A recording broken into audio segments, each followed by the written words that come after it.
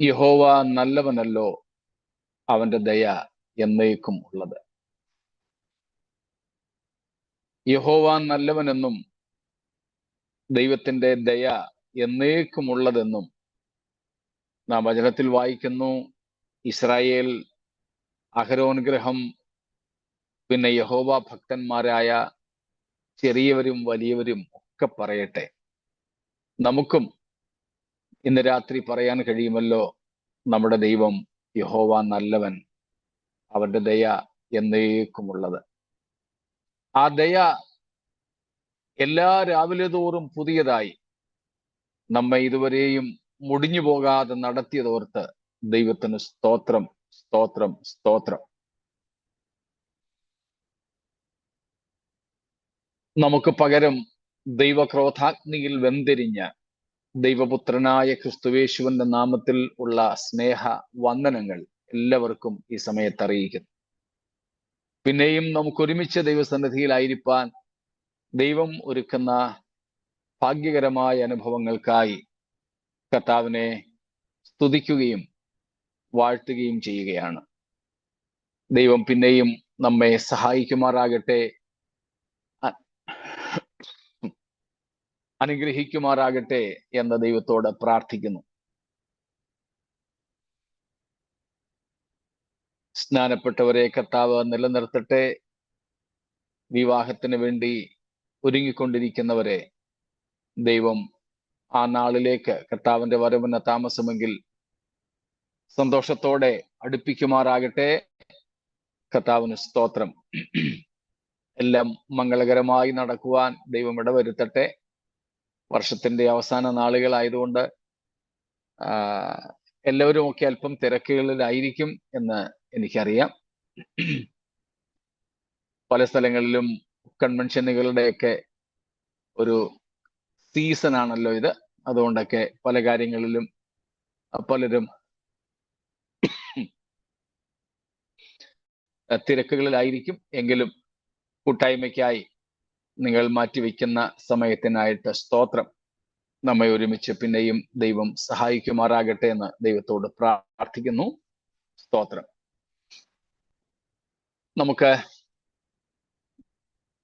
വെളിപ്പാട് പുസ്തകം 14-ാമത്തെ അധ്യായത്തിലേക്ക് പ്രവേശിക്കാം.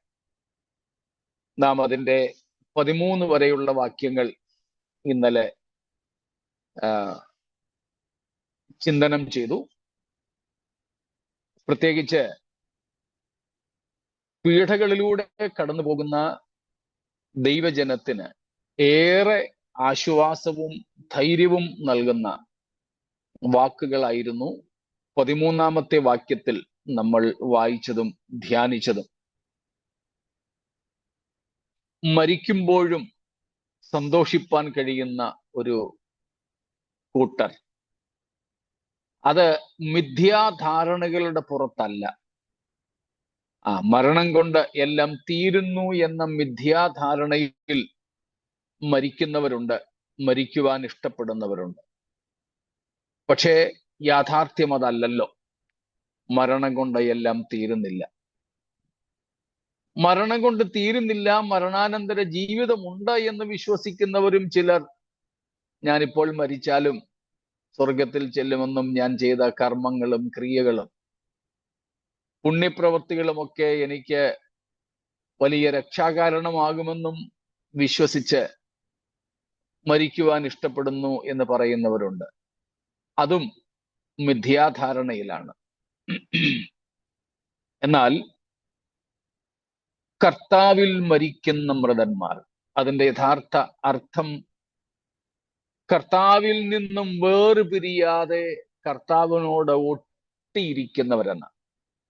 കർത്താവിൽ മരിക്കുന്നവർ എന്ന് പറഞ്ഞാൽ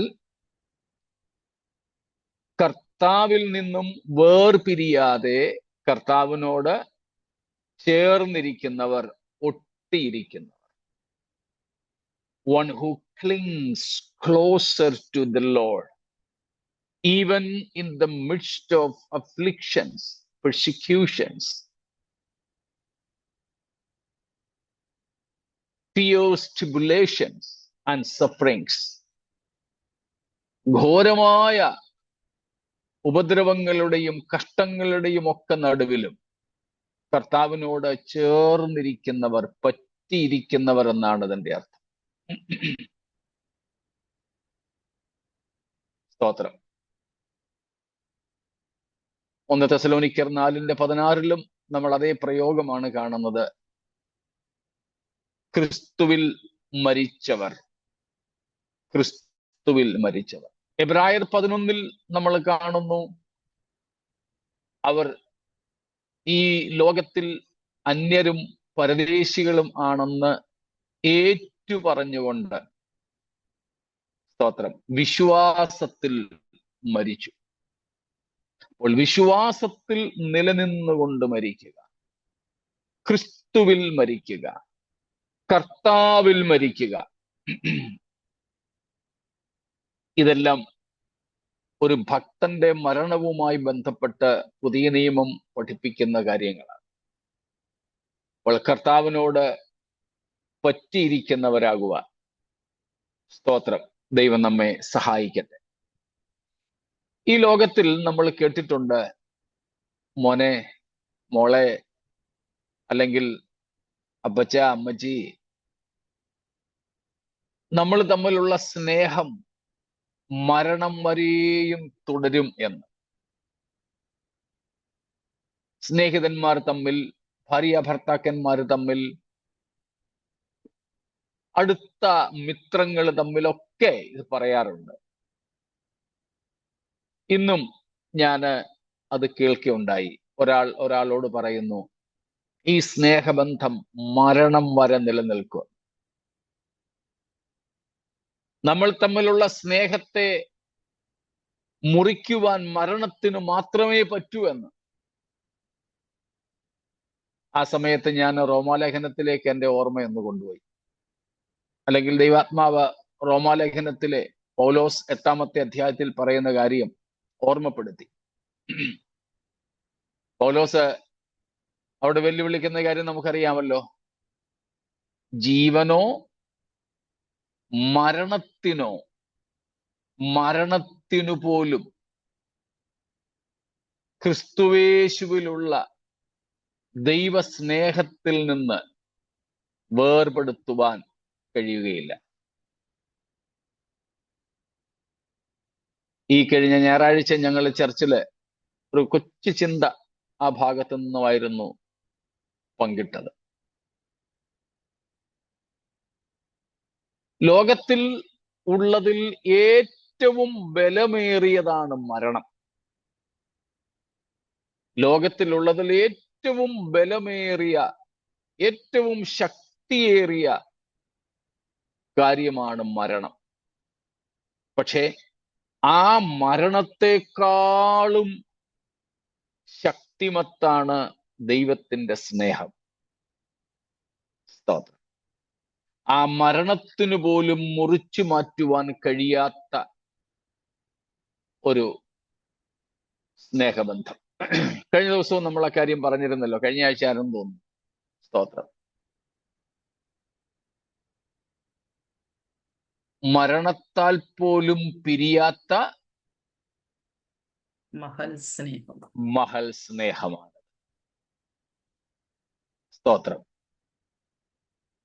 നിത്യമാം സ്നേഹത്തിന് ആഴം ഉയരവും എന്നതിൻ്റെയും അവസാനത്തെ ചരണം, പിരിയാത്ത സ്നേഹിത, തീരാത്ത പ്രേമമേ, നീ എൻ്റെ നിത്യാവകാശമല്ലോ. ഈ ഭൂവിൽ മാത്രമോ, നിത്യയുഗങ്ങളിലും എൻ പ്രേമകാന്തനായി നീ വന്നിടുമേ.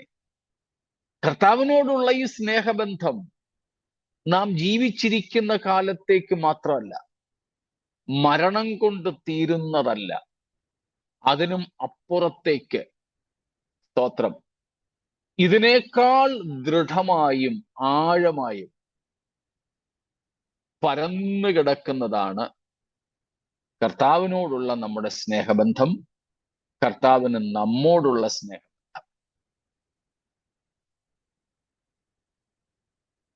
അതാണ് ആ വാക്യത്തിന്റെ അർത്ഥം. 14-ാമത്തെ വാക്യത്തിൽ കൂടാതെ ആ ഒരു ബന്ധവും ലഭിക്കുവാൻ പോകുന്ന പ്രതിഫലങ്ങളുമൊക്കെ സ്തോത്രം മരണത്തിലും നമുക്ക് പ്രത്യാശ നൽകുന്നതാണ്. മഹാപീഡന കാലത്തെ വിശുദ്ധന്മാർക്കും അങ്ങനെ തന്നെയാണ്, നമുക്കും അങ്ങനെ തന്നെയാണ്. സ്തോത്രം. മരണം പോലും നമ്മെ നിരാശപ്പെടുത്തുന്നില്ല. അതും നമുക്ക് ഏറെ സന്തോഷവും പ്രത്യാശയും ആനന്ദവും നൽകുന്നതാണ്. പൗലോസ്ലീഹ 2 കൊരിന്ത്യർ ലേഖനത്തിൽ പറയുന്നത് പോലെ, സ്തോത്രം, 4-ാം അധ്യായത്തിന്റെ 16 മുതൽക്കുള്ള വാക്യങ്ങളിൽ അദ്ദേഹത്തിന്റെ വാക്കുകൾ നമുക്ക് പരിചിതമാണ്. നമ്മിൽ റോമാലേഖനം 8-ാമത്തെ അധ്യായത്തിലും ഒക്കെ പറയുന്നുണ്ട്, നമ്മിൽ വെളിപ്പെടുവാനുള്ള തേജസ് വിചാരിച്ചാൽ ഈ കാലത്തിലെ കഷ്ടങ്ങൾ ഏതുമില്ല, അല്ലെങ്കിൽ സാരമില്ല. ഇപ്പോൾ നമുക്ക് ഉള്ള കഷ്ടങ്ങൾ, മരണം ഉൾപ്പെടെയുള്ളത് എങ്ങനെയുള്ള കഷ്ടമാണെന്ന 4-ാം അധ്യായത്തിൽ പൗലോസ് പറയുന്നത്, അല്പസമയത്തേക്ക്, നൊടി നേരത്തേക്കുള്ളതും പിന്നെ ലഘുവായത്. പകരം നമുക്ക് എന്താ കിട്ടാൻ പോകുന്നത്? അത്യന്തം അനവധിയായി നിത്യ തേജസ്സിന്റെ ഒരു കനം. അതും എങ്ങനെ? അത്യന്തം അനവധിയായി. നൊടി നേരത്തേക്കുള്ള കഷ്ടം, മരണത്തിന്റെ വേദന ഉൾപ്പെടെ ഉള്ള നൊടി നേരത്തേക്കുള്ളതിന് പകരം നമുക്ക് ലഭിക്കുവാൻ പോകുന്നത് നിത്യമായതാണ്. ലഘുവായതിനു പകരം ലഭിക്കുവാൻ പോകുന്നതോ അത്യന്തം അനവധിയായത്. സ്തോത്രം. അതുകൊണ്ട് വിശുദ്ധന്മാർ, സ്തോത്രം, മരണത്തിങ്കലും ഭയപ്പെട്ടും നിരാശപ്പെട്ടും പുറകോട്ട് പോകുന്നില്ല. ഇന്നലെയും നമ്മൾ കണ്ടതുപോലെ, സ്തോത്രം, കർത്താവിങ്കലുള്ള ഏറിയ പ്രത്യാശയോടെ, സ്തോത്രം, നമുക്ക് മുൻപോട്ട് പോകുവാൻ, മരണത്തെയും വെല്ലുവിളിച്ചു കൊണ്ടുപോകുവാൻ ദൈവം നമ്മെ സഹായിക്കട്ടെ. ആ ഭാഗങ്ങളിൽ എന്തെങ്കിലും കൂടുതൽ വിശദീകരണങ്ങൾ വേണമെങ്കിൽ ചോദിച്ചാട്ടെ, ഇല്ലെങ്കിൽ നമുക്ക് അടുത്ത വാക്യങ്ങളിലേക്ക് പോകാം.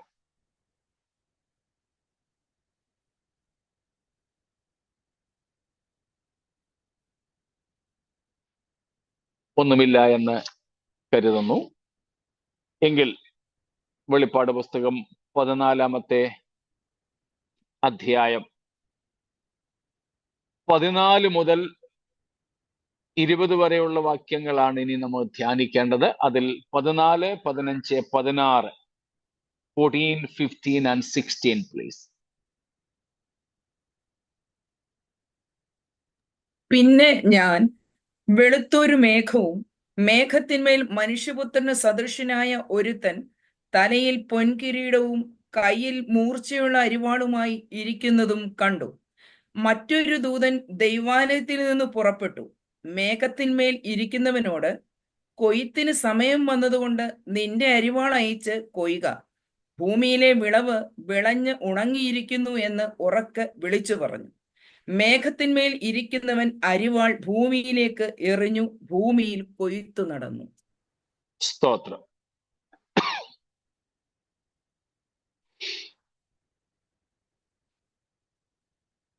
യാ 20 വരെയും കൂടെ അങ്ങ് വായിച്ചോളൂ. അവിടെ നമുക്ക് 1-2 പദങ്ങളുടെ ആവശ്യം വരും.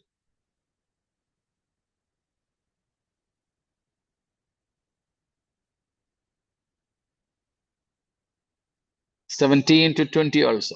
17 തൊട്ട് 20 വരെയും കൂടെ. And another angel came out of the temple which is in heaven, he also having a sharp sickle.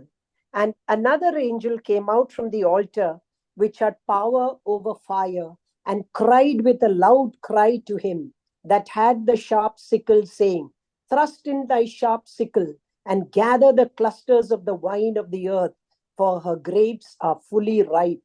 And the angel thrust in his sickle into the earth and gathered the wine of the earth and cast it into the great winepress of the wrath of God. And the winepress was trodden without the city, and blood came out of the winepress, even unto the horses' bridles, by the space of 1,600 furlongs. Praise God. Here we have the picture of a harvesting. ഒരു കൊയ്ത്തിന്റെ ചിത്രം.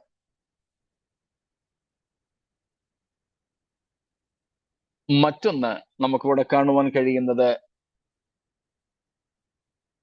കൊയ്ത്ത് എന്ന ഒരു ഭാഗം മാത്രമേ ഉള്ളൂ. രണ്ട് പ്രധാന ചിത്രങ്ങളാണ് നമുക്കിവിടെ ഉള്ളത് ഈ രണ്ട് ഭാഗങ്ങളിൽ. 14 to 16 we have the picture of a harvest, and from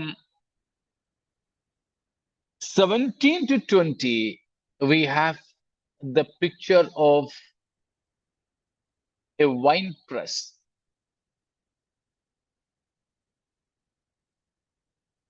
ഒരു കൊയ്ത്തിന്റെ ചിത്രമാണ് 14, 15, 16 വാക്യം.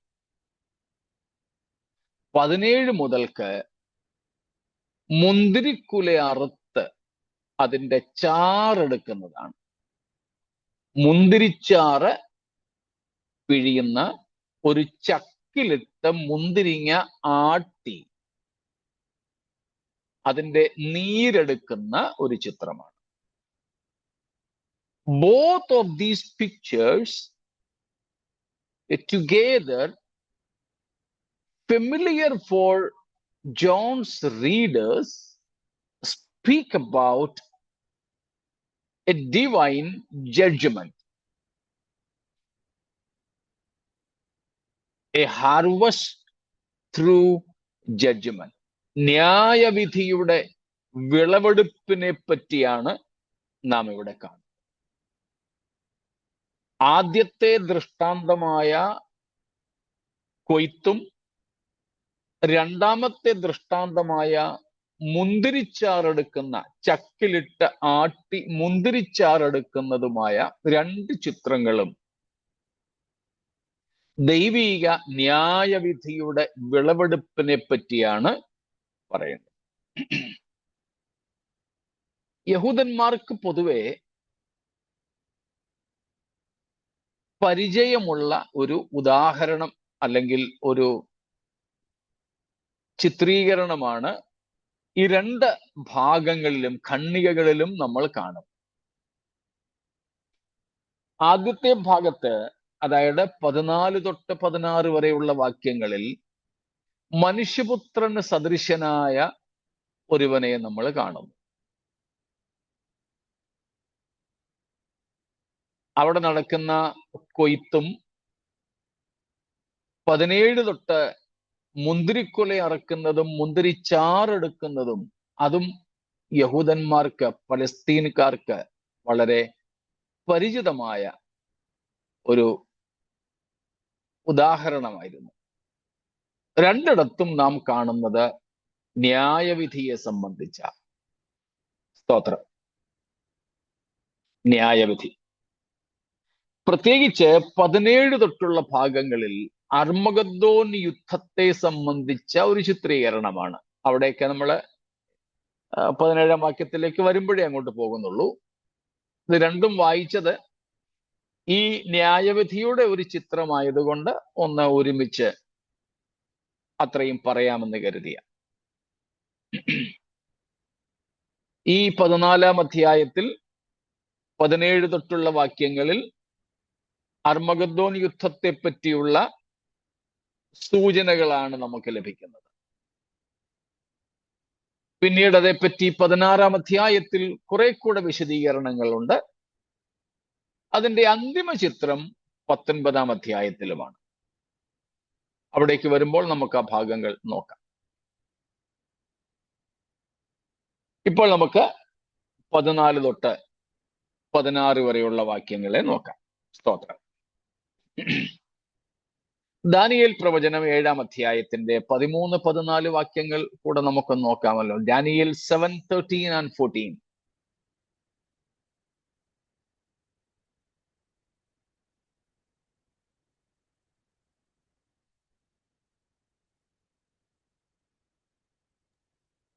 I saw in the night visions, and behold, with the clouds of heaven, there came one like a son of man, and he came to the Ancient of Days and was presented before him.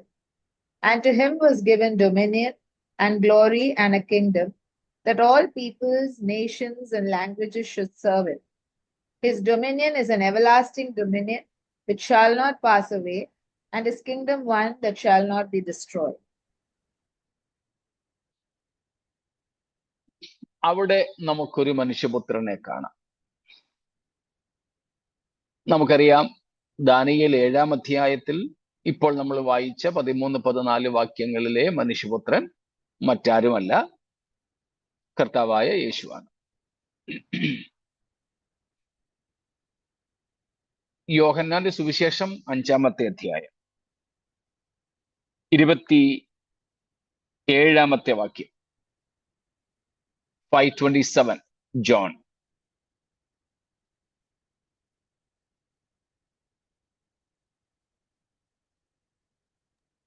And he has given him authority to execute judgment, because he is the Son of Man.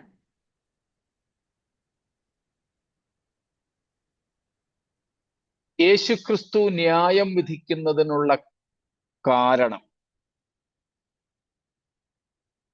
ക്രിസ്തു മനുഷ്യപുത്രനായി അയക്കപ്പെടുവാൻ ഉള്ള കാരണം, തിരിച്ചും മറിച്ചും പറയാം. യേശുവിന് ന്യായം വിധിക്കുന്നതിനുള്ള അനേക യോഗ്യതകളുണ്ട്. അതിൽ ഒരു യോഗ്യത, ഉത്തരം ഈ 3 ഒന്ന് തന്നെയാണ്. അവൻ മനുഷ്യപുത്രനാണ്. Jesus being the Son of Man. Son of Man has 2 connotations. One is in its simplest sense shows his humanity. And another thing is a messianic title. It's not simply showing his humanity, but rather it is a very strong messianic title, very much concreted or rooted deeper in the Old Testament. പുതിയ നിയമത്തിൽ നാം സുവിശേഷ ഗ്രന്ഥങ്ങൾ വായിക്കുമ്പോൾ നമ്മുടെ കർത്താവായ യേശുക്രിസ്തു തന്നെക്കുറിച്ച് ഏറ്റവും കൂടുതൽ ഉപയോഗിച്ച പേര് മനുഷ്യപുത്രൻ എന്നുള്ളത്.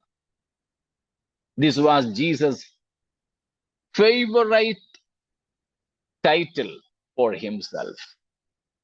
ഏറ്റവും കൂടുതൽ യേശു തന്നെ പറ്റി പറഞ്ഞത് താൻ മനുഷ്യപുത്രൻ എന്നാണ്. ഈ 2 എണ്ണമാണ് അതിന് കാരണം. ഒന്ന്, യേശുവിന്റെ മനുഷ്യത്വത്തെ, മാനവികതയെ വെളിപ്പെടുത്തുന്നു. 2, അതിലുപരിയായി യഹൂദന്മാർക്ക് മനസ്സിലാകുന്ന ഭാഷയായിരുന്നു. നമ്മളോ യഹൂദന്മാരല്ലാത്ത മറ്റുള്ളവരോ, ഈവൻ സഭയോ യഹൂദരല്ലാത്ത മറ്റുള്ളവരോ മനുഷ്യപുത്രൻ എന്ന പേര് കേട്ടാൽ അത് യേശുവിന്റെ മനുഷ്യത്വത്തെ കുറിക്കുന്നതാണെന്ന് മാത്രമേ ചിന്തിക്കൂ. എന്നാൽ യഹൂദനെ സംബന്ധിച്ച് മനുഷ്യപുത്രൻ എന്നുള്ളതും മശിഹയിലേക്ക് വിരൽ ചൂണ്ടുന്ന കാര്യം.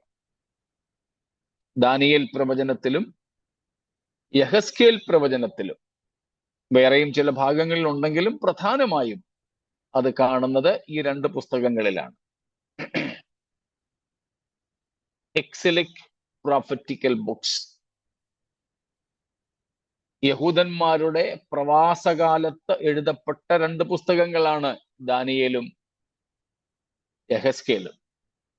These both are exilic prophets or prophetical books written during the time of Jews exile or Babylonian exile rather.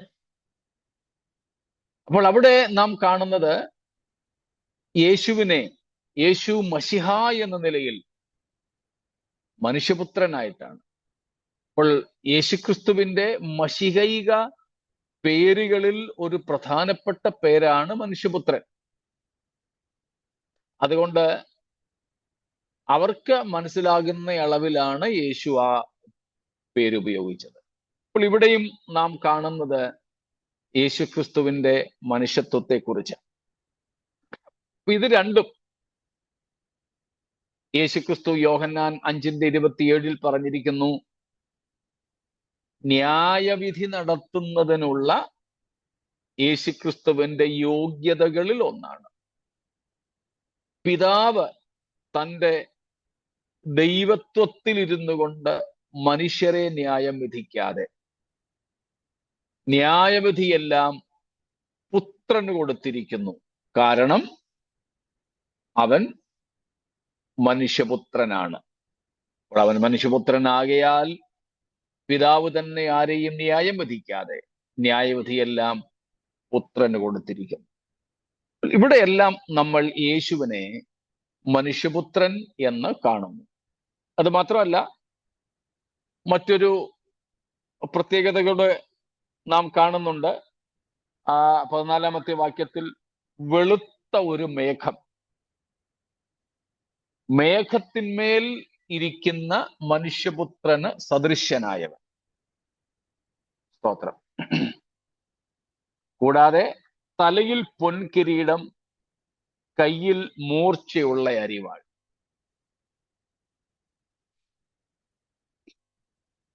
ഇവയെല്ലാം കൊണ്ട് ഒറ്റ നോട്ടത്തിൽ ഇത് ക്രിസ്തു ആണെന്ന് മനസ്സിലാകുന്നു.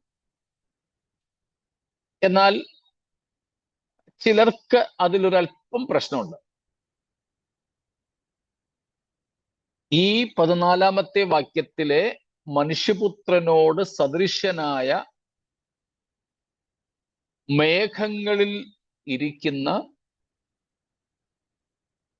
തലയിൽ പൊൻകിരീടമുള്ള, കയ്യിൽ മൂർച്ചയുള്ള അരിവാള് പിടിച്ചിരിക്കുന്ന ഈ വ്യക്തി യേശുക്രിസ്തുവാണെന്ന് മറ്റെല്ലാ ലക്ഷണങ്ങൾ കൊണ്ടും തെളിയുന്നു. പക്ഷെ ഒരു ചെറിയ പ്രശ്നം ചിലർക്കുള്ളത്, 15-ാമത്തെ വാക്യത്തിൽ ഒരു ദൂതൻ ഈ മനുഷ്യപുത്രനോട് പറയുന്നു, അരിവാൾ അയച്ച് ഭൂമിയിൽ കൊയ്ത്ത് നടത്തുക. അപ്പോൾ ദൂതൻ പറയുന്നത് കേട്ടിട്ട് യേശുക്രിസ്തു ദൂതന്റെ വാക്ക് കേട്ടിട്ട് അനുസരിക്കുന്ന ഒരാളാണോ എന്ന ഒരു സംശയമാണ് ഇവിടെ ഉള്ളത്.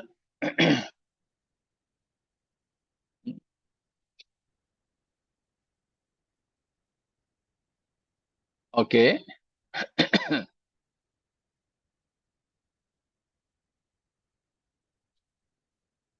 മനസ്സിലാവുന്നുണ്ടല്ലോ?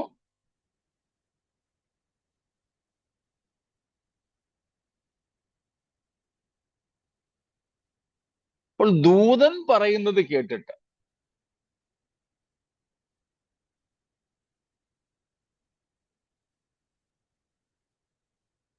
യേശുക്രിസ്തു അങ്ങനെ ചെയ്യുമോ? അങ്ങനത്തെ ഒരു സംശയം ആ ഭാഗത്ത് ഉണ്ട്. ഇത് എപ്പോഴത്തെ കാര്യമാണ്? എപ്പോൾ നടക്കുവാൻ പോകുന്ന കാര്യമാണ്? അന്ത്യകാലത്ത്, അതായത് മഹാപീഡനത്തിന്റെ ഒടുവിൽ സംഭവിപ്പാൻ പോകുന്ന വിഷയം. മഹാപീഡനത്തിന്റെ ഒടുവിൽ നടക്കുവാൻ പോകുന്ന കാര്യമാണ്. അപ്പോൾ ഈ കൊയ്ത്ത് രണ്ടർത്ഥത്തിൽ നമുക്ക് എടുക്കാം. ഒന്ന് വിളവെടുപ്പ് അഥവാ ഫലശേഖരം, മറ്റൊന്ന് ന്യായവിധി നടത്തുക. ഇത് രണ്ടും ഒരുമിച്ച് നടക്കും. ഭൂമിയിൽ കർത്താവ് ഇത് ചെയ്യുമ്പോൾ തനിക്കുള്ളവരെ എന്ത് ചെയ്യുന്നു? കളപ്പുരയിലേക്ക് കൂട്ടുന്ന ഒരു കൊയ്ത്ത് അല്ലെങ്കിൽ ഫലശേഖരം, മറ്റുള്ളവരുടെ മേൽ ന്യായവിധി നടത്തുന്ന ഒരു ശിക്ഷാ നടപടി. ഇത് രണ്ടും ഒരുമിച്ച് നമുക്ക് അവിടെ കാണാം. രണ്ടും ഒരുമിച്ച് നമുക്ക് അവിടെ കാണുവാൻ സാധിക്കും. അതുതന്നെയാണ് 17 മുതൽക്കുള്ള വാക്യങ്ങളിലും നാം കാണുന്നത്. സ്തോത്രം. എന്നാൽ അവിടെ കത്തിപിടിച്ചിരിക്കുന്നത് ഒരു ദൂതനാണ്. ഒരു ദൂതനാണ്. ഏതായാലും 14 വാക്യത്തിൽ നാം ഒറ്റ നോട്ടത്തിൽ കണ്ടാൽ അത് ആരാണെന്ന് തന്നെ മനസ്സിലാക്കാം. മനുഷ്യപുത്രനായ ക്രിസ്തു എന്ന് തന്നെ നമുക്കവിടെ മനസ്സിലാക്കുവാൻ സാധിക്കും.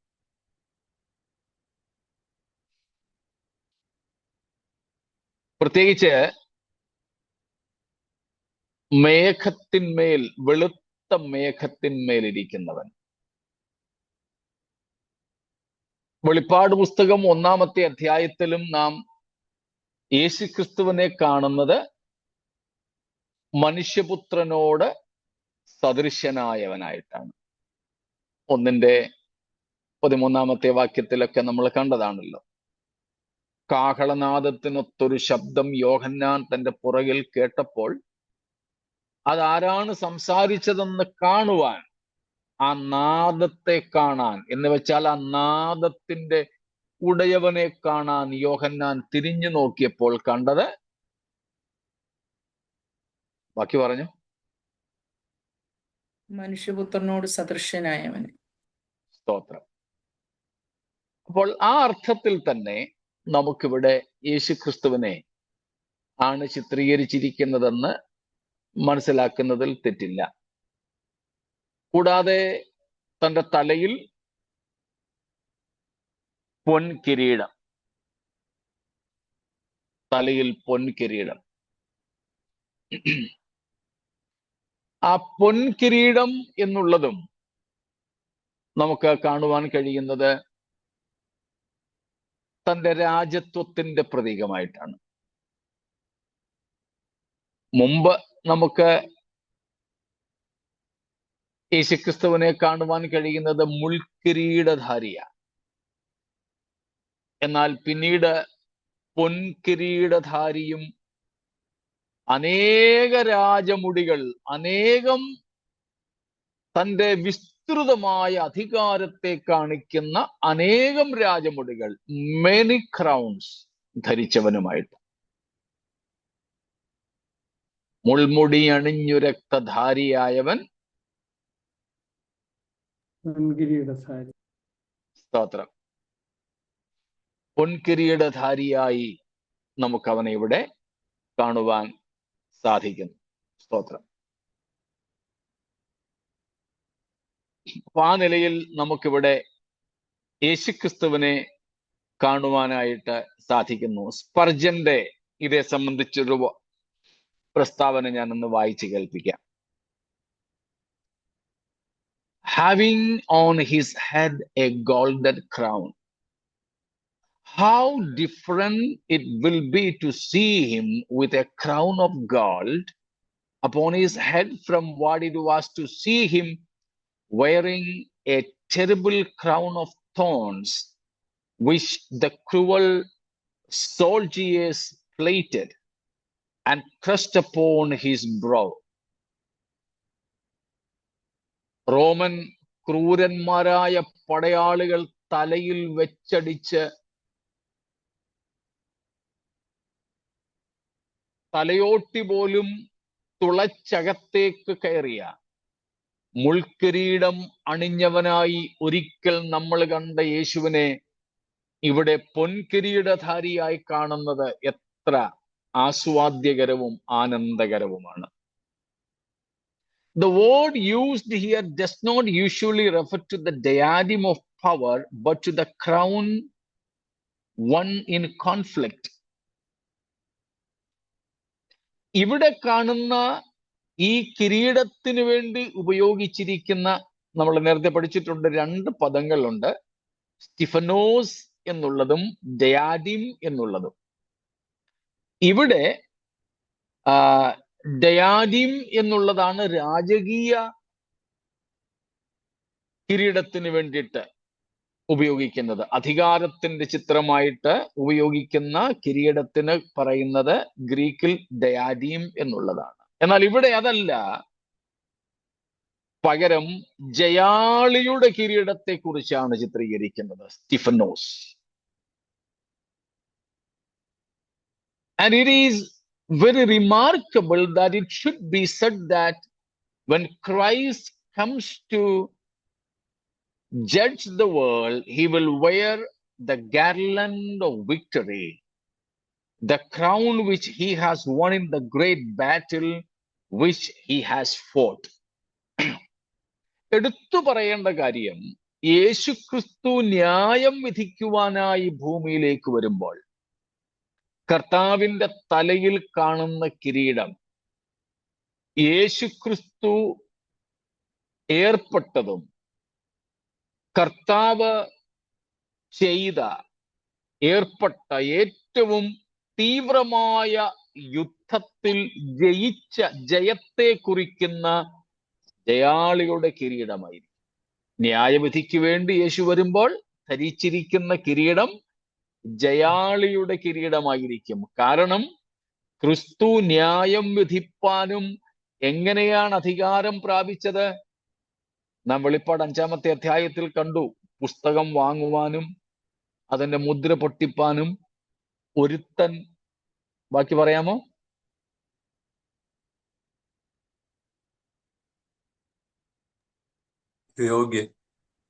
അല്ല, ജയം പ്രാപിച്ചിരിക്കുന്നു. ജയം പ്രാപിച്ചിരിക്കുന്നു. ദൂതൻ വിളിച്ചു ചോദിച്ചത് യോഗ്യനാരുള്ളൂ എന്ന്. ദൈവത്തിന്റെ സിംഹാസനത്തിൽ ഇരിക്കുന്ന പിതാവായ ദൈവത്തിന്റെ കയ്യിൽ നിന്ന് ഈ 7 മുദ്രകളാൽ മുദ്രയിട്ട പുസ്തകം വാങ്ങുവാനും അതിന്റെ മുദ്രകൾ തുറക്കാൻ അല്ലെങ്കിൽ പൊട്ടിക്കുവാനും യോഗ്യനാരെന്നാണ് ചോദിച്ചത്. പക്ഷെ മറുപടി തന്നതോ? എടുത്തെങ്കിൽ വായിച്ചോ. യഹൂദാഗോത്രത്തിലെ സിംഹവും ദാവീദിന്റെ വേരുമായവൻ പുസ്തകവും അതിന്റെ 7 മുദ്രയും തുറപ്പാൻ തക്കവണ്ണം ജയം പ്രാപിച്ചിരിക്കുന്നു എന്ന്. ജയം പ്രാപിച്ചിരിക്കുന്നു. അന്നേ നമ്മൾ പഠിച്ചായിരുന്നു, ഈ പുസ്തകം വാങ്ങാനുള്ള യോഗ്യത അങ്ങനെയാണെങ്കിൽ എന്താണ്? ജയം പ്രാപിക്കുക എന്നുള്ളതാണ്. കാരണം ക്രിസ്തു ഒരു വലിയ യുദ്ധത്തിലാണ് ഏർപ്പെട്ടിരുന്നത്. സ്തോത്രം. യേശുക്രിസ്തുവിന്റെ ക്രൂശ് മരണത്തെ ഒരു യുദ്ധത്തോട് ഉപമിച്ച് വേദപുസ്തകം പഠിപ്പിക്കുന്നുണ്ട്. ഈ ഭാഗത്ത് ജയം പ്രാപിച്ചിരിക്കുന്നു എന്ന പ്രയോഗം തന്നെ അതിന് തെളിവാണ്. മറ്റൊന്ന് കൊലോസ് ലേഖനം 2-ാം അധ്യായം. നമുക്ക് വളരെ പരിചയമുള്ള കാര്യം. അതിന്റെ 15-ാമത്തെ വാക്യത്തിൽ നമ്മൾ വായിക്കുന്നുണ്ട്, എന്ത് ചെയ്തു? ജയോത്സവം കൊണ്ടാടി. ആ വാക്യം മൊത്തം വായിച്ചോ. വാഴ്ചകളെയും അധികാരങ്ങളെയും ആയുധവർഗം വെപ്പിച്ച് ക്രൂശിൽ അവരുടെ മേൽ ജയോത്സവം കൊണ്ടാടി അവരെ പരസ്യമായ കാഴ്ചയാക്കി. കണ്ടോ? വാഴ്ചകളെയും അധികാരങ്ങളെയും ആയുധവർഗം വയ്പ്പിച്ചു. അതൊരു യുദ്ധത്തിന്റെ ഭാഷയാ. അവയുടെ മേൽ, ക്രൂശിന്മേൽ ജയോത്സവം കൊണ്ടാടി അവയെ പരസ്യമായ കാഴ്ചയാക്കി. 3 കാര്യങ്ങൾ അവിടെ അതേപ്പറ്റി പറയുന്നു. അതേ പ്രയോഗമാണ് എബ്രായർ 2:14-15 നാം കാണുന്നത്. മരണാധികാരിയായ പിശാചിനെ തന്റെ മരണത്താൽ നീക്കി. സ്തോത്രം. നീക്കി. 1 യോഹന്നാൻ 3:5-9 വരെയുള്ള വാക്യങ്ങളിലും പ്രത്യേകിച്ച് 8-9 വാക്യങ്ങളിലും നാം കാണുന്നുണ്ട് സാത്താന്റെ പ്രവർത്തികളെ അഴിപ്പാൻ ദൈവപുത്രൻ പ്രത്യക്ഷനായി. ഇവിടെയെല്ലാം ഒരു യുദ്ധത്തിന്റെ ഭാഷയാണ് ഉപയോഗിക്കുന്നത്. പക്ഷേ നമ്മൾ നേരത്തെ പഠിച്ചിട്ടുള്ളത് പോലെ സാത്താനും യേശുവും തമ്മിൽ നേരിട്ടൊരു യുദ്ധം നടന്നിട്ടില്ല. ഈ യുദ്ധം യേശു ജയിച്ചത് സാത്താനോട് യുദ്ധം ചെയ്തുകൊണ്ടല്ല, അവനോട് നേരിട്ട് യുദ്ധം ചെയ്യാതെ തന്നെ അവന് എങ്ങനെയാണോ മനുഷ്യജാതിയിന്മേൽ അധികാരം ലഭിച്ചത്, ആ പാപം എന്ന കാരണത്തിന് പരിഹാരം വരുത്തിക്കൊണ്ടാണ്. സ്തോത്രം. മനസ്സിലാവുന്നല്ലോ. അപ്പോൾ യേശു ഏർപ്പെട്ട ഏറ്റവും ഘോരമായ യുദ്ധം എന്നുള്ളത് ക്രൂശിലായിരുന്നു. എന്നാൽ സാത്താനുമായി നേരിട്ടൊരു മൽപ്പിടുത്തമായിരുന്നില്ല അവിടെ. അതിന്റെ ആവശ്യം ഉണ്ടായിരുന്നില്ല. അതിനിയും വരാൻ പോകുന്നതേ ഉള്ളൂ. അർമഗദ്ദോനിലും ഗോഗ് മാഗോഗ് യുദ്ധത്തിലുമാണ് അങ്ങനെ ഒരു ഫിസിക്കൽ വാർ, മെറ്റീരിയൽ വാർ, അക്ഷരീയമായ ഒരു യുദ്ധം നടക്കാൻ പോകുന്നത്. നിയമപരമായ യുദ്ധമാണ് ഇതുവരെ നടന്നത്. അതായിരുന്നു ഏറ്റവും വലിയ യുദ്ധം. ഇനി നടക്കാൻ പോകുന്ന അക്ഷരീയമായ യുദ്ധത്തിൽ യേശുവിന് ഒരു ചെലവുമില്ല. ഒരു സഹനത്തിന്റെയും ആവശ്യമില്ല. സ്തോത്രം. പ്രത്യേകിച്ച് ഒരു വിലയും കൊടുക്കാനില്ല. വില കൊടുത്തതും സഹിച്ചതും എല്ലാം മുമ്പ് നടന്ന ക്രൂശിൽ നിവർത്തിക്കപ്പെട്ട നിയമയുദ്ധത്തിലാണ്.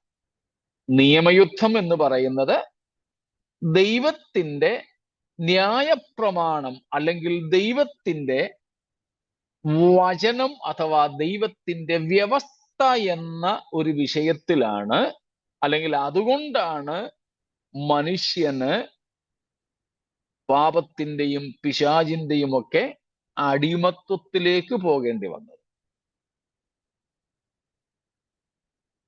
Got it?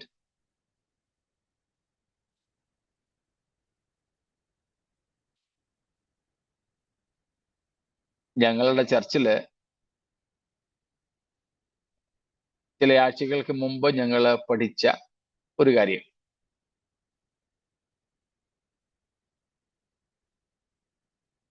നമ്മുടെ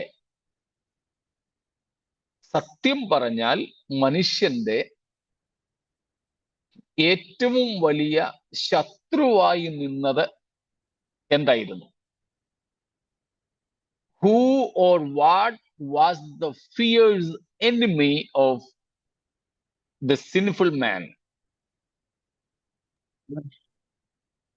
എന്തോ?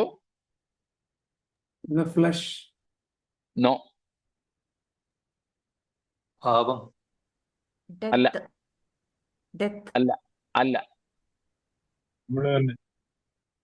അല്ല. അല്ല. Clutches of Satan. No.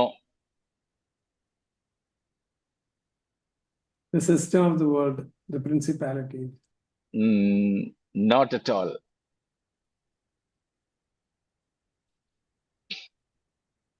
അതെല്ലാം മനുഷ്യന്റെ പൊതുവായ ശത്രുത്വത്തിലേക്ക് നിങ്ങൾ ഈ പറഞ്ഞതെല്ലാം തന്നെ വരും. എന്നാൽ പാപം ചെയ്ത മനുഷ്യന്റെ ഏറ്റവും വലിയ ശത്രു? himself, നോ, മരണം. അല്ല.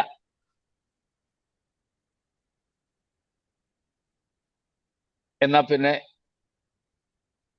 ഞങ്ങളുടെ കീഴടങ്ങി. എന്നാ പിന്നെ രണ്ട് holiness, വാക്യങ്ങൾ. ഹോളിനെസ് ഏതാണ്ടൊക്കെ അടുത്ത് വരുന്നുണ്ട്. ജഡമനസ്സും. അല്ല അല്ല അല്ല.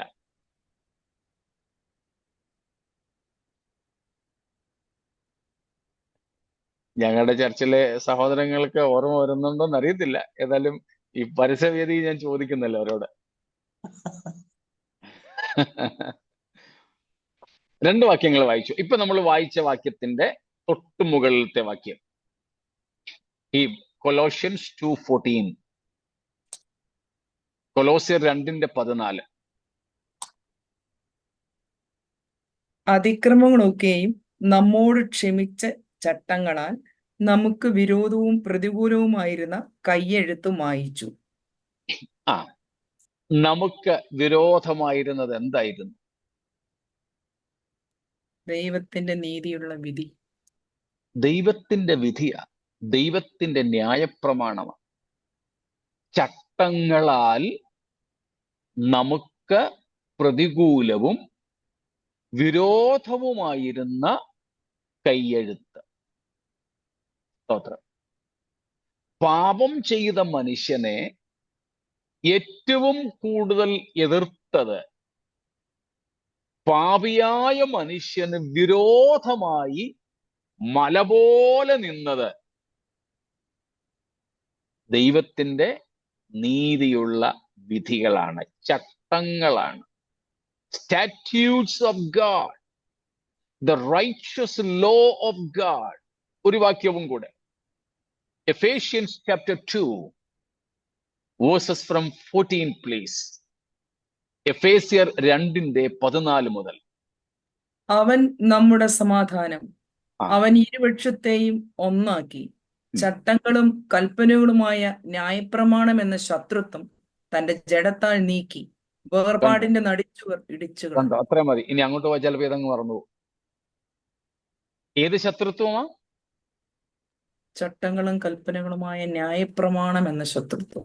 സ്തോത്രം. ഒറ്റ വാക്കിൽ നമ്മുടെ ശത്രു ന്യായപ്രമാണമെന്ന് പറയാം.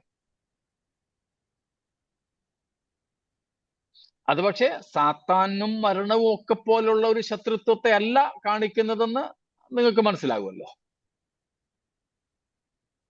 ദൈവത്തിങ്കലേക്ക് അടുക്കുവാൻ പോലും കഴിയാതെ നമ്മെ അകറ്റി നിർത്തിയത് ദൈവത്തിന്റെ ഈ ന്യായപ്രമാണമാണ്, ദൈവത്തിന്റെ വ്യവസ്ഥകളാണ്. അതുകൊണ്ടാണ് ഞാൻ പറഞ്ഞത്, യേശു ക്രൂശിൽ യുദ്ധം ചെയ്തത് അക്ഷരീയമായ ശാരീരികമായ ഒരു യുദ്ധമായിരുന്നില്ല, നിയമയുദ്ധമായിരുന്നു.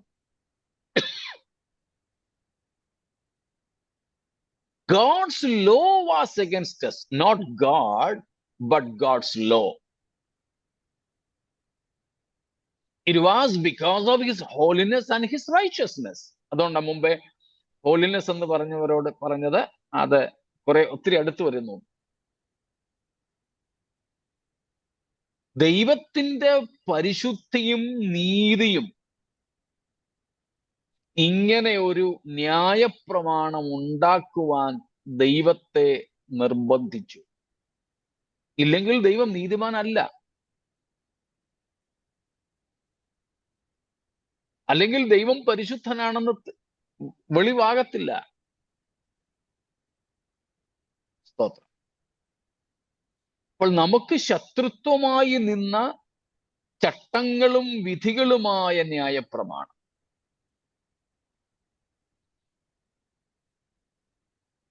ആ പ്രമാണത്തെയാണ് ക്രിസ്തു ക്രൂശിൽ നേരിട്ടത്. അതിൻ്റെ റൈറ്റ്യസ് ഡിമാൻഡ്സ്, നീതിയുള്ള ആഹ്വാനങ്ങളാണ് ക്രിസ്തു തൻ്റെ മരണം കൊണ്ട് ക്രൂശിൽ നിവർത്തിച്ചത്. ആ നിയമപരമായ കാര്യങ്ങൾ ക്രിസ്തു ക്രൂശിൽ ചെയ്തപ്പോൾ, സ്തോത്രം, നമുക്കെതിരായിരുന്ന ന്യായപ്രമാണത്തെ കർത്താവ് തൻ്റെ ജഡത്തിന്റെ മരണത്താൽ, ക്രൂശ് മരണത്താൽ നീക്കി. അങ്ങനെ സാത്താന് മനുഷ്യന്റെ മേലുണ്ടായിരുന്ന ലീഗൽ റൈറ്റ്, നിയമപരമായ അധികാരവും അവകാശവും നഷ്ടപ്പെട്ടു. ഈ പദങ്ങൾ ഞാൻ ആവർത്തിക്കുകയാണെന്ന് എനിക്കറിയാം, പല പ്രാവശ്യം നമ്മുടെ ക്ലാസ്സുകളിൽ ഞാൻ പറഞ്ഞിട്ടുള്ള കാര്യമാണ്. എന്നാലും ഇടയ്ക്കിടയ്ക്ക് പറയുന്നത് നമ്മുടെ ഓർമ്മ പുതുക്കാൻ സഹായകമാകും എന്നതുകൊണ്ടും നമ്മൾ മറവിയുള്ളവരാണ് എന്നതുകൊണ്ടും എനിക്ക് ആവർത്തിക്കുന്നതിൽ പ്രയാസം തോന്നുന്നില്ല. എന്നാൽ ഓർമ്മയുള്ളവരാരെങ്കിലും ഇതൊക്കെ പണ്ട് പറഞ്ഞതാണല്ലോ എന്ന് ചിന്തിച്ചാലോ എന്ന് വിചാരിച്ച് ഇതെനിക്ക് ഓർമ്മ ഉണ്ടെന്നൊന്ന് ഓർമ്മപ്പെടുത്തുന്നേ ഉള്ളൂ, ഓർക്കാതെ പറയുകയല്ല.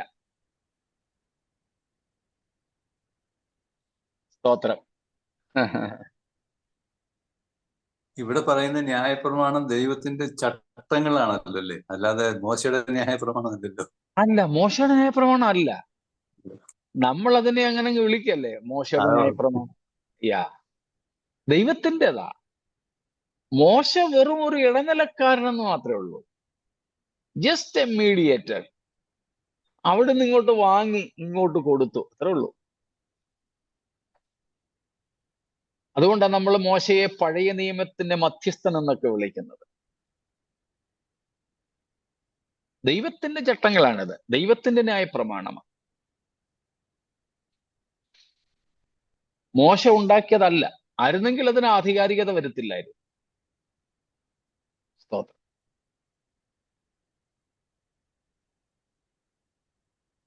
അപ്പം ഈ ന്യായപ്രമാണമായിരുന്നു നമ്മെ ദൈവത്തോട് അടുക്കാതെ അകറ്റി നിർത്തിയത്. വേണമെങ്കിൽ അത് ഒന്നും കൂടെ മനസ്സിലാകാൻ വേണ്ടി റോമർ 8:19 വാക്യം കൂടെ വായിച്ചു. അതും നമ്മൾ വായിച്ചിട്ടുള്ളതാണ്. ചിലപ്പോൾ ഈ സന്ദർഭത്തിൽ അല്പം കൂടെ അത് മനസ്സിലായേക്കാം. സൃഷ്ടി ദൈവപുത്രന്മാരുടെ വെളിപ്പാടിന് ആകാംക്ഷയോടെ കാത്തിരിക്കുന്നു. സൃഷ്ടി ദ്രവത്വത്തിന്റെ ദാസ്യത്തിൽ നിന്ന് വിടുതലും ദൈവമക്കളുടെ തേജസ്സാകുന്ന സ്വാതന്ത്ര്യവും പ്രാപിക്കുമെന്നുള്ള ആശയോടെ മായയ്ക്ക് കീഴ്പ്പെട്ടിരിക്കുന്നു. എന്നിട്ട് മനഃപൂർവമായിട്ടല്ല, ആ വാക്യം ശ്രദ്ധിച്ചോണം. മനഃപൂർവമായിട്ടല്ല, അതിനെ കീഴ്പ്പെടുത്തിയവന്റെ കൽപ്പന നിമിത്തം അത്രേ. കണ്ടോ? ഇവകൾക്കെല്ലാം, മരണം ഉൾപ്പെടെ ഉള്ളവയ്ക്കൊക്കെ, ദ്രവത്വം ഉൾപ്പെടെ ഉള്ളവയ്ക്കൊക്കെ സൃഷ്ടിയെ ദൈവമാണ് കീഴ്പ്പെടുത്തി കൊടുത്തത്. എന്ത് നിമിത്തം? ദൈവത്തിന്റെ വ്യവസ്ഥ നിമിത്തം. ഏദനിൽ തന്നെ നമുക്കത് കാണാമല്ലോ. ആ ഫലം തിന്നുന്ന നാളിൽ നീ മരിക്കും. ദ വേർഡിക്റ്റ് ഓഫ് ഗാഡ്, ദൈവത്തിന്റെ വിധി, ദാറ്റ് വാസ് ഓൾറെഡി സെന്റൻസ്ഡ്. ആ വിധി നേരത്തെ തന്നെ പ്രസ്താവിച്ചിരുന്നു. മനുഷ്യൻ പാപം ചെയ്തപ്പോൾ ദൈവം നേരത്തെ വിധിച്ചത് നടപ്പിലാക്കി, അത്രേ ഉള്ളൂ. അങ്ങനെയാണ് കീഴാക്കി കൊടുത്തവൻ നിമിത്തം അത്രേ, മനഃപൂർവ്വമല്ല. അപ്പോൾ ദൈവത്തിന്റെ ന്യായപ്രമാണം, അപ്പം ചോദിക്കും, ന്യായപ്രമാണം കൊടുത്തത് 1500ഓളം BC, 1500-നടുത്ത് മോശയുടെ സമയത്താണല്ലോ. ശരിയാ, അവർക്ക് ദൈവം അത് എഴുതി കൊടുത്തത് ആ സമയത്താ. പക്ഷേ ദൈവത്തിന്റെ പ്രമാണം, അതുവരെ ദൈവത്തിന്റെ പ്രമാണം ഇല്ലായിരുന്നോ?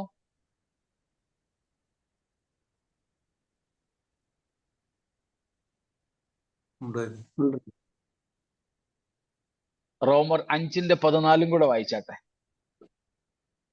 റോമൻസ് 5:14. എങ്കിലും വരുവാനുള്ളവന്റെ പ്രതിരൂപമായ ആദാമിന്റെ ലംഘനത്തിന് തുല്യമായി പാപം ചെയ്യാത്തവരിലും മരണം ആദാം മുതൽ മോശ വരെ വാണിരുന്നു. കണ്ടോ, ന്യായപ്രമാണം നമ്മൾ ഈ പറയുന്നത് പോലെ എഴുതി കൊടുത്തത് മോശയുടെ കാലത്താ. പക്ഷേ അതിനു മുമ്പും എന്തുണ്ടായിരുന്നു? ന്യായപ്രമാണം ഉണ്ടായിരുന്നു. ദൈവം ആ പ്രമാണം വെച്ചുകൊണ്ട് തന്നെയാണ് മനുഷ്യനെ വിധിച്ചത്. അതുകൊണ്ടാ പൗലോസ് പറയുന്നത് ആദാം മുതൽ മോശ വരെയും മരണം മനുഷ്യനിൽ വാണിരുന്നു. അപ്പോൾ ഏദൻ മുതൽ തന്നെ ദൈവത്തിന്റെ പ്രമാണങ്ങളാണ്, ദൈവത്തിന്റെ വ്യവസ്ഥകളാണ്, ചട്ടങ്ങളാണ്, വിധികളാണ് മനുഷ്യനെ ദൈവത്തിൽ നിന്നും അല്ലെങ്കിൽ ദൈവത്തോട് അടുക്കുവാൻ അനുവദിക്കാതെ അവനെ അകറ്റി നിർത്തിയിരുന്നത്, അവന് ശത്രുവായിരുന്നത്. സ്തോത്രം. വ്യക്തമാണോ?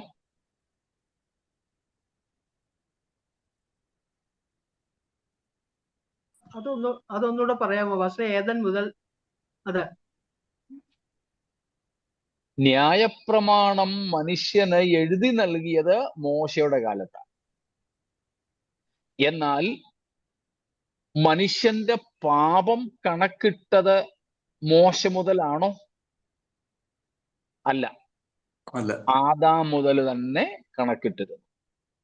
അപ്പൊ ന്യായപ്രമാണം എഴുതി കൊടുത്തതിനു മുമ്പ് തന്നെ ദൈവം മനുഷ്യനോട് ഇടപെട്ടത് ദൈവത്തിന്റെ വിധികളും ചട്ടങ്ങളും അനുസരിച്ചു തന്നെ ആയിരുന്നുവെന്ന്. അതുകൊണ്ടാ പൗലോസ് അതിനെപ്പറ്റി പറഞ്ഞത് ആദാം മുതൽ മോശ വരെയും മനുഷ്യന്റെ മേൽ മരണം വാണിരുന്നു. മറ്റൊരു ഭാഗം അതിനുണ്ട്, അവിടേക്ക് നമ്മൾ പോകുന്നില്ല. വ്യക്തമാണോ? ഇനിയും ആവർത്തിക്കണോ? ഓക്കെ. വേറെന്തെങ്കിലും വിശദീകരണം ഈ വിഷയങ്ങളിൽ?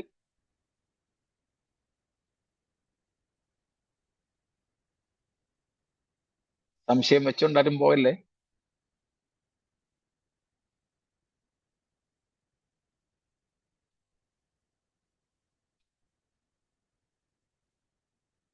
സംശയം ഇല്ലെന്ന് കരുതുന്നു.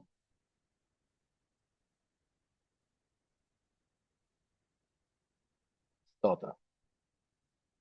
അതായത് ഏദൻ തോട്ടത്തിൽ ആദാം ഹവ്വ പാപം ചെയ്തപ്പോൾ മുതലേ തന്നെ ദൈവത്തിന്റെ വിധി പുറപ്പെട്ടു അല്ലേ? പാപം ചെയ്യുന്നതിന് മുമ്പ് തന്നെ ദൈവം വിധി പ്രസ്താവിച്ചായിരുന്നു. അതായത് പാപം ചെയ്യുമെന്ന് ദൈവത്തിന് അറിയാവുന്നത് കൊണ്ട് അല്ലേ? അത് തീർച്ചയായിട്ടും. ഇനി പാപം ചെയ്തില്ലായിരുന്നുവെങ്കിലും ദൈവം തന്റെ വിധി നേരത്തെ തന്നെ പറഞ്ഞു. പാപം, നീ ആ പഴം, ആ ഫലം തിന്നുന്ന നാളിൽ മരിക്കും. തിന്നരുത് എന്ന ദൈവത്തിന്റെ വ്യവസ്ഥ, പ്രമാണം. പരീക്ഷ നടക്കുന്നതിന് മുമ്പ് തന്നെ അധ്യാപകൻ അല്ലെങ്കിൽ സ്കൂള്, കോളേജ്, യൂണിവേഴ്സിറ്റി പറയും 40% കുറച്ച് മാർക്ക് കിട്ടുന്നവരെല്ലാവരും തോൽക്കും. സ്കൂള് തുറക്കുന്നതിന് മുമ്പ് തന്നെ സ്കൂളിൽ സ്റ്റുഡൻസിനെ, വിദ്യാർത്ഥികളെ അറിയിക്കും 87% ഹാജരില്ലാത്ത കുട്ടികൾക്ക് ആർക്കും പരീക്ഷയിൽ ഇരിക്കാൻ അനുവാദമില്ല. 87% കുറഞ്ഞ അറ്റൻഡൻസ് കിട്ടിയ 2-3 പേരെ കണ്ടപ്പോഴല്ല നിയമം ഉണ്ടാക്കിയത്. നിയമം പണ്ടേ ഉണ്ട്, വിധി നേരത്തെ പ്രസ്താവിച്ചതാണ്.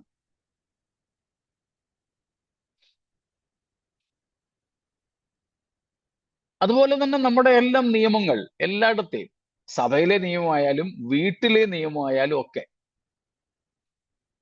ചില വീടുകളിൽ പറയാറുണ്ട് ഭക്ഷണ സാധനങ്ങൾ എന്തെങ്കിലും കളഞ്ഞാൽ അടുത്ത ഒരു നേരം ആഹാരം വെക്കത്തില്ല, വീട്ടിൽ തീ കത്തിക്കത്തില്ല, ഭക്ഷണം കളയരുത്. വേസ്റ്റ് ആക്കുക.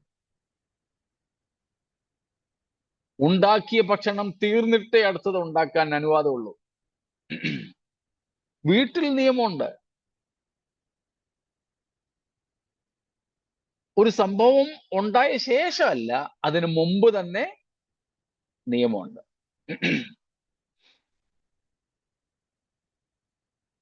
ഇന്ത്യൻ ശിക്ഷാ നിയമം, ഭാരതീയ ന്യായ സംഹിത എന്നാണ് ഇപ്പൊ അതിന് പേര് വിളിക്കുന്നത്. അതിൽ ഇന്ന ഇന്ന കുറ്റത്തിന് ഇന്ന ഇന്ന ശിക്ഷ എന്ന് നേരത്തെ പറഞ്ഞിട്ടുണ്ട്. ഒറ്റ കാര്യമേ ഉള്ളൂ, ഒരു കുറ്റവാളിയെ പിടിച്ചാൽ അവന്റെ കുറ്റം തെളിയിക്കുക എന്ന് മാത്രം. കുറ്റം തെളിയിച്ചാൽ ശിക്ഷ നേരത്തെ തന്നെ എഴുതി വെച്ചിട്ടുണ്ട്. പുതിയ ശിക്ഷയൊന്നും ഉണ്ടാക്കിക്കൊണ്ട് വരണ്ട. വിധി നേരത്തെ പറഞ്ഞിട്ടുണ്ട്, കുറ്റം തെളിയിച്ചാൽ മതി. അതുപോലെ തന്നെ ദൈവം മനുഷ്യനെ സൃഷ്ടിച്ചാക്കിയപ്പോൾ തന്നെ ദൈവം തന്റെ വിധി പ്രസ്താവിച്ചു കഴിഞ്ഞു. ഇനിയിപ്പം ദൈവത്തിന് ഒറ്റ കാര്യം ചെയ്താൽ മതി, സകല മനുഷ്യരും പാപികളാണെന്നൊന്ന് തെളിയിക്കണം. സകല മനുഷ്യരും പാപികളാണെന്ന് തെളിയിക്കണം. അതിനുവേണ്ടി ന്യായപ്രമാണം എഴുതി ഇങ്ങ് തന്നു. അത്രേ ഉള്ളൂ. സമയം കഴിഞ്ഞെന്ന് എനിക്കറിയാം. ഗലാത്യ ലേഖനം ആ ഒരു വാക്യം കൂടെ മാത്രം വായിച്ച് നമുക്കങ്ങ് നിർത്താം. 3-ാമത്തെ അധ്യായം, അതിന്റെ 22-ാമത്തെ വാക്യം. ഗലേഷ്യൻസ് 3:22. എങ്കിലും വിശ്വസിക്കുന്നവർക്ക് വാഗ്ദത്തം യേശുക്രിസ്തുവിലെ വിശ്വാസത്താൽ ലഭിക്കേണ്ടതിന് തിരുവെഴുത്ത് എല്ലാവരെയും പാപത്തിന് കീഴ് അടച്ചു കളഞ്ഞു. സ്തോത്രം.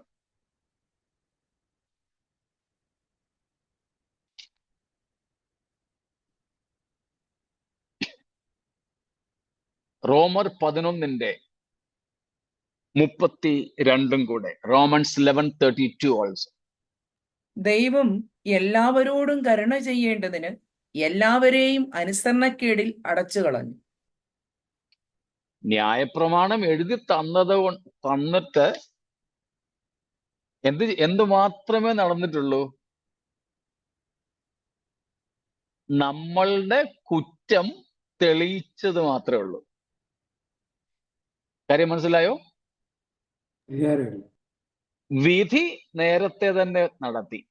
പക്ഷെ വിധി നടപ്പാക്കണമെങ്കിൽ ഇന്ന വകുപ്പനുസരിച്ച് ഇതാണ് നിനക്ക് ശിക്ഷ എന്ന് പറയണമെങ്കിൽ കുറ്റവാളിയുടെ കുറ്റം തെളിയിക്കണം. നമ്മൾ പാപികളാ, മനുഷ്യൻ പാപികളാ, ദൈവത്തിന് സംശയമൊന്നുമില്ല എന്ന് വിചാരിച്ച് ദൈവത്തിന്റെ അധികാരം ഉപയോഗിച്ച് കുറ്റം തെളിയിക്കാതെ ശിക്ഷിക്കുന്ന പരിപാടി നീതിയുള്ള ന്യായാധിപന് പറ്റത്തില്ല. അതുകൊണ്ട് മനുഷ്യരെല്ലാവരും കുറ്റക്കാരാണെന്ന് തെളിയിക്കാൻ ദൈവം പ്രമാണം മനുഷ്യന് എഴുതി തന്നു. ആ പ്രമാണം 1500 വർഷം മനുഷ്യന്റെ ഏറ്റവും കരുത്തരായ യഹൂദനെ ഏൽപ്പിച്ചു. മനുഷ്യജാതിയിൽ ബുദ്ധി കൊണ്ടും ശക്തി കൊണ്ടും ഒക്കെ ഏറ്റവും ശക്തന്മാരായ മനുഷ്യജാതി ഏൽപ്പിച്ചു. 1-2 കൊല്ലമൊന്നുമല്ല, 1500 വർഷം.